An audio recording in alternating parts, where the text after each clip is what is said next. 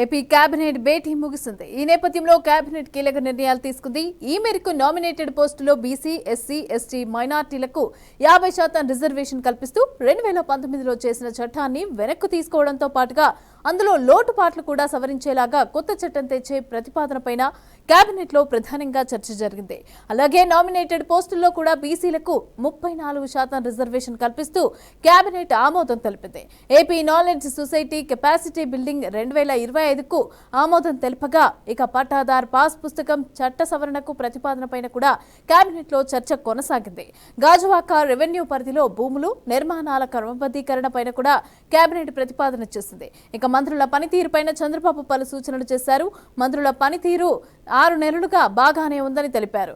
రెడ్డిగా ఇదే అంశానికి సంబంధించి పూర్తి డీటెయిల్స్ మా ప్రతినిధి సాంబశివరావు అందిస్తారు. సాంబశివరావు. మమత, ముఖ్యంగా చూసుకోవచ్చు, సీఎం చంద్రబాబు అధ్యక్షతన మంత్రివర్గ సమావేశం జరిగింది. అయితే ఈ మంత్రివర్గ సమావేశంలో అయితే కీలక నిర్ణయాలు తీసుకున్నారనే చెప్పుకోవచ్చు. ముఖ్యంగా రాష్ట్రానికి అభివృద్ధి దిశగా కూడా ముందడుగులు వేయడంలో ఈ యొక్క కేబినెట్ కీలక పాత్ర పోషించిందని చెప్పుకోవాలి. ప్రధానంగా కూడా ప్రస్తుతం రాజధాని పనులకు సంబంధించి ఇప్పటికే 2600 కోట్లకు పైగా రాజధాని పనులు ప్రారంభిస్తున్నటువంటి నేపథ్యంలో వాటికి సంబంధించి ఈ యొక్క కేబినెట్ లో ఆమోదం తెలిపారనే చెప్పాలి. అదేవిధంగా రాబోయే అంటే నామినేటెడ్ పదవులు ఏవైతే ఉన్నాయో నామినేటెడ్ పదవిలో మొత్తంగా బీసీ, ఎస్సీ, ఎస్టీ, మైనార్టీలకు పూర్తి స్థాయిలో కూడా ఒక 30% వరకు వాళ్ళకే ఈ యొక్క రిజర్వేషన్ కోటాలో వాళ్ళకి నామినేటెడ్ పోస్టులు కూడా కేటాయించాలని చెప్పేసి కూడా కేంద్ర ప్రభుత్వం ఈ రోజు కేబినెట్ లో అయితే నిర్ణయం తీసుకున్నారని చెప్పుకోవాలి. ముఖ్యంగా దానికి తోడుగా పోలవరం ప్రాజెక్టు, ముఖ్యంగా ఇప్పటికే పోలవరం ప్రాజెక్టు రేపు 2027కి కంపల్సరీ కూడా పూర్తి చేయాలనే ఉద్దేశంతో ఏపీ ప్రభుత్వం ఉంది. దానికి సంబంధించి కొంత కేంద్రం నుంచి కూడా నిధులు వస్తున్నటువంటి నేపథ్యంలో రేపు 2027 వరకు డిసెంబర్ వరకు పోలవరం ప్రాజెక్టు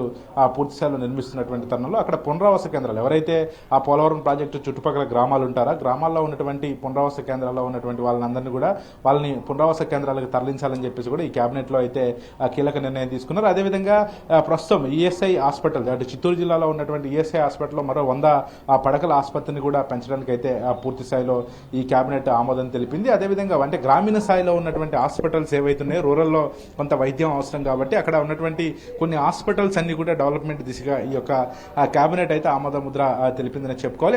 అదేవిధంగా పూర్తి స్థాయిలో కూడా అక్కడ సిఆర్డీఏ పరిధిలో ఉన్నటువంటి వాటిని పూర్తి స్థాయిలో కూడా కొంత మున్సిపాలిటీ అథారిటీ ఉండేలాగా కూడా ఒక చట్ట సవరణ అయితే చేశారని చెప్పుకోవాలి. గతంలో ఉన్నటువంటి 50% రిజర్వేషన్ పై కూడా ఒక పునరాలోచన చేసే విధంగా అయితే కేబినెట్ నిర్ణయం తీసుకుంది. ముఖ్యంగా ప్రస్తుతం ఉన్నటువంటి పరిస్థితుల్లో ఇప్పటికే ఒక 4,000 కోట్ల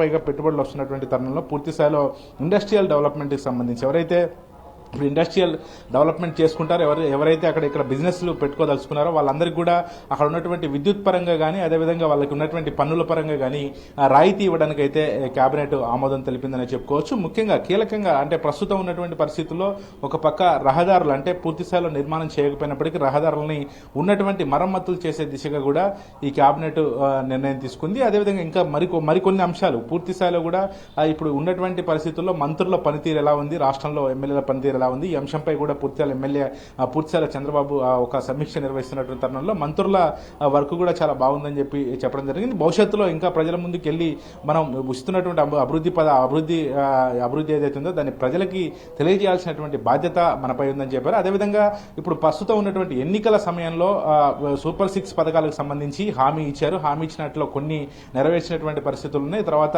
ఇప్పుడు తల్లికి వందనం అనే పేరుతో కావచ్చు, అదేవిధంగా ఉచిత బస్సు కావచ్చు, వీటన్నిటిపై కూడా ఒక సమీక్ష నిర్వహించి వాటిని ముందుకు తీసుకెళ్లే దిశగా కూడా కేబినెట్ నిర్ణయం తీసుకున్నట్లుగా తెలుస్తోంది. పూర్తి స్థాయిలో కూడా ఈ యొక్క ఒక 25 అంశాలతో కూడినటువంటి ఈ యొక్క కేబినెట్ సమావేశం మాత్రం కీలకంగా చర్చించుకొని పలు నిర్ణయాలపై అయితే ఈ సమావేశంలో పలు నిర్ణయాలపై అయితే ఒక ఆమోద ముద్ర వేశారని చెప్పుకోవాలి.